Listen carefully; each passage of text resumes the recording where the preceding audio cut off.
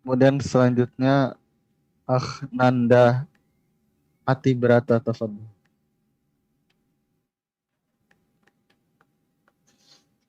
Assalamualaikum Ustaz.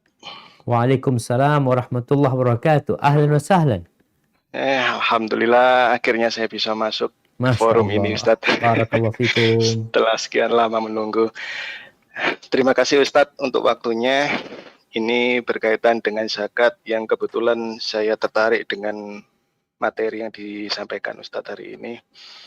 Ada beberapa pertanyaan mungkin Ustadz yang mungkin bisa saya ajukan. Yang pertama kaitannya dengan pertanian yang sudah pernah Ustadz sampaikan sebelumnya. Untuk masalah pertanian ini kebetulan saya kan baru saja bertanam Ustadz, istilahnya seperti itu. Alhamdulillah. Tanam apa ya? Alhamdulillah untuk insya Allah sih alpukat dan porang Ustadz. Nah, saya baru tanam di bulan November tahun kemarin. Seperti itu. Nah, berkaitan dengan zakat, apakah saya tetap harus mengeluarkan zakat seperti yang pernah Ustadz sampaikan untuk hasil pertanian lebih diutamakan ke gandum, kurma, anggur, dan kebutuhan pokok yang sempat tersimpan seperti itu. Itu yang pertama, Ustadz. Untuk yang kedua, pertanyaannya berkaitan dengan zakat usaha. Jadi kebetulan saya ada usaha selain di pertanian, ini zakat usaha bersama dengan teman-teman rekanan gitu, Ustadz. Iya. Nah, apakah zakat usaha ini ada batasannya atau gimana Ustadz? Karena selama saya berusaha dengan teman-teman ini, setiap tahun tidak ada anggaran untuk dianggarkan dalam hal ini, Ustadz. Zakat itu nggak ada. Kenapa, Ustadz? Tidak dikeluarkan. Memang tidak dipikirkan. Nah, ini karena saya belum tahu secara ilmunya, mohon maaf. Siap. Saya belum tahu secara ilmunya. Yang dikeluarkan hanya yang di Idul Adha. Nah, seperti itu. Tapi secara penghasilan tiap tahunnya itu sampai nisab enggak? Kalau secara penghasilan setiap tahunnya alhamdulillah berlebih Ustadz, gitu kan. Alhamdulillah berlebih seperti itu. Nah, sampai sekarang saya selalu kepikiran Ustadz seperti itu. Karena di hati kok saya kurang mantap dengan hasil yang saya dapatkan dari usaha itu, kok saya tidak mengeluarkan, kok rasanya ada sesuatu yang mengganjal di situ. Subhanallah, subhanallah. Itu yang kedua. Yang ketiga berkaitan dengan hasil dari usaha saya ini berkaitan itu. Karena berkaitan dengan saham istilahnya Ustadz. Ya. Karena kita ada berempat di usaha kita bersama itu. Nah, dari saham itu saya dapatnya itu tidak gelondongan Ustadz. Jadi dicicil tiap tahunnya dan kadang-kadang selama setahun tidak ada hasil yang saya dapatkan walaupun hanya dalam hitungan kertas Ustadz. Oke. Diutang atau gimana? Sisa hasil usaha Ustadz. Iya. Kalau upah tiap bulan alhamdulillah ada Ustadz. Cuman ini yang saya pertanyakan saham yang saya terima. Katakanlah dalam satu tahun ini saya dapat misalkan 10 juta sahamnya, sisa hasil usaha saya. Di tahun kedua saya dapat 20 juta misalkan seperti itu. Tapi di tahun pertama, tahun kedua ini pengeluarannya tidak langsung gelondongan 10 juta, 20 juta seperti itu tidak Ustadz. Tapi dicicil Ustadz. Kadang-kadang kalau ada lebihan dari pihak ketiga membayar ke tempat kita, katakanlah 5 juta, kita bagi rata lagi seperti Masya itu. Allah. Nah, saya mengeluarkannya gimana Ustadz untuk zakat-zakat yang seperti ini? Siap, karena saya bingung untuk membaginya. Siap, Masya Allah. Barakallahu fiik. Nah, jamaah. Mudah-mudahan tambah semangat nih jamaah ini bicara rukun Islam ya. Memang kita harus belajar sebenarnya, khususnya yang punya kelebihan harta tadi. Karena kadangkala kita ya berpikir terus terang, banyak di keluarga itu berpikir zakat itu zakat fitrah. Pokoknya Ramadan keluar selesai. Padahal ini bicara zakat yang rukun Islam yang merupakan kewajiban buat orang-orang yang memiliki nisab dan telah berputar 1 tahun. Pertanyaan pertama tadi berkaitan dengan pertanian yang disebutkan taninya itu adalah apokat dan porang. Ana rasa sebagaimana pernah dijelaskan ini tidak termasuk makanan pokok dan juga tidak dapat disimpan, mungkin tidak ada zakatnya di sana.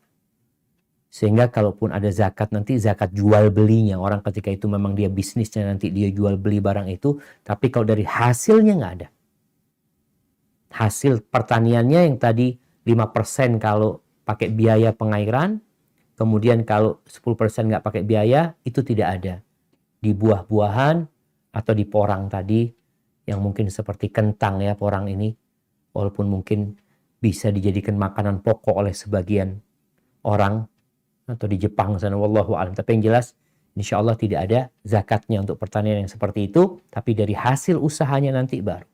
Kemudian yang kedua berkaitan dengan usaha bersama. Zakatnya bagaimana? Dilihat, ingat kita sudah bicarakan zakat itu bukan hanya dari keuntungan. Tapi zakat itu modal plus keuntungan. Artinya modal yang ada, yang bisa jadi uang. Karena kalau modal sewa udah nggak bisa jadi uang gitu kan. Tapi modal ini, modal barang ya udah di situ. Tapi ada modal yang berupa bisa jadi uang modalnya ini. Bisa jadi tadi belanja barang-barang yang akan diperjualbelikan. Sehingga zakatnya itu dikeluarkan akhir tahun dihitung modal dan keuntungan. Artinya barang-barang yang ada dan keuntungan berapa. Oh ternyata sisa uang itu terhitung barang ini itu semuanya yang memang diperjualbelikan ini 80 juta. Baik. Kemudian keuntungan 20 juta, berarti 100 juta. Dari 100 juta ini dikeluarkan zakat. Yang jadi masalah 100 juta ini bukan milik satu orang. Milik 5 orang tadi dikatakan. Sehingga tidak dikeluarkan dari sana. Kecuali untuk tiap orang sampai nisabnya. Anggap 500 juta. Berarti sampai nisab nih. Untuk 5 orang ini semua sampai nisab. Maka tatkala semua sampai nisab bisa dikeluarkan secara langsung dari sana, dikeluarkan. Hanya saja jamaah, karena kita bicara zakat harta, orang ini bisa jadi bukan cuma ini uang dia. Dia punya uang di rumahnya, simpanan dia. Maka digabungkan ke bagiannya dia. Mamanya yang 100 juta Anda sudah keluarkan. Alhamdulillah. Anda sudah keluarkan 2,5 juta. Anda punya uang di simpanan 20 juta. Maka dikeluarkan 2,5%. Walaupun kelihatannya nggak sampai nisab kan. Kan 20 juta Ustaz. Tapi kalau digabungkan dengan yang diusaha itu sampai ke nisab. Maka tetap seperti itu penghitungannya. Kalau ternyata Ustaz nggak sampai nisab. Tadi umpamanya ini 100 juta keuntungan dan modal yang ada di sana. Kemudian setelah dibagi, semua orang ini nggak sampai nisab. Anda cuma punya 20 juta. Kalau tambah 27 juta, 20 juta, 40 juta. Ustaz. Berarti nggak sampai nisab, nggak wajib zakat. Maka hendaklah menghitung uang dia sendiri berapa, kemudian bagian dia berapa. Kalau ternyata ini perusahaan tidak mengeluarkan zakat bersama, maka antum keluarkan zakat sendiri. Artinya berarti zakatnya dikeluarkan pribadi-pribadi. Karena apalagi sahamnya bisa jadi beda-beda. Fulan punya saham senilai 50 juta, fulan 100 juta. Kan beda-beda nilainya sehingga yang dikeluarkan itu yang milik antum. Kalau mereka nggak mengeluarkan, maka antum keluarkan. Dan bisa jadi antum usulkan kepada mereka untuk dikeluarkan secara bersamaan supaya lebih mudah sehingga yang sisanya itu nambahin zakat yang ada di rumah mereka masing-masing. Ini kalau bisa diusulkan kepada mereka. Tapi kalau enggak aman insya Allah pribadi-pribadi mengeluarkan zakatnya. Kemudian yang terakhir apa tadi? Mengenai saham usaha saya sendiri, Ustaz, SHU. Oh iya. Keluarnya Oke, yang tadi dikatakan tidak apa? Tidak gelondongan gitu kan ya. Artinya dapatnya itu kan berapa juta seperti itu. Maka sebenarnya dihitungnya itu tetap dikumpulin. Mamanya terhitung, tertulis keuntungan 10 juta. Udah milik kita. Sekali lagi bukan hanya keuntungan yang dizakatin, tapi plus modal, nilai saham yang kita miliki itu berapa puluh juta gitu loh. Berkaitan dengan uang itu belum sampai kepada kita, ini kembali kepada pembahasan yang dipiutang. Apakah uang kita yang ada di orang itu wajib kita zakatin atau tidak? Maka kalau uang itu bisa kita ambil sebenarnya hanya memang tertunda pembayarannya, maka kita zakatin. Tapi kalau piutang itu sulit untuk ditarik ya, ditagih sulit ini itu, maka nggak perlu dizakatin sekarang, Kalau uang itu nyampe ke kita, baru dizakatin. Mungkin seperti itu, Mas. Wallahu a'lam. Walaupun itu dengan waktu yang sekian tahun, Ustadz. Dengan jarak yang berpuluh-puluh tahun, katakanlah, bukan puluh tahun ya, sekian tahun, katakanlah seperti itu. Iya. Tapi kita nggak zakat selama itu waktunya. Oh, belum dizakati selama waktu itu? Iya. Kalau Katakan terhitung kita nggak zakatin 10 tahun, uang kita umpamanya tadi, dari hasil usaha, modal kita di sana kita nggak zakatin, maka sekarang kita keluarkan, Mas. Wajib kita keluarkan zakatnya. Ini bukan berkaitan dengan yang dicicil tadi. Ya, katakanlah seperti itu. Katakanlah dicicil misalkan nggak sampai nisab ini, Ustadz. Nyicil itu nggak sampai nisab. Apakah terhitung nggak sampai nyicilnya nggak sampai nisab atau tetap dari hasil usaha yang pertama?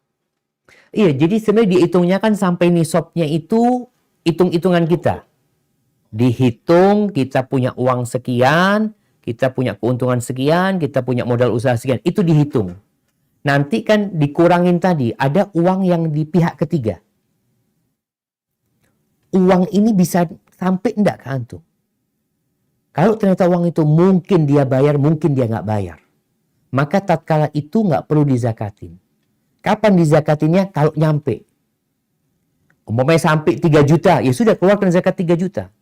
Karena sebenarnya 3 juta ini tambahan dari 100 juta gitu loh. Uangnya itu kan sudah sampai nisab. 3 juta ini tambahan dari 100 juta. Seharusnya duitnya itu 103 juta. Tapi datang yang 3 juta ini terlambat.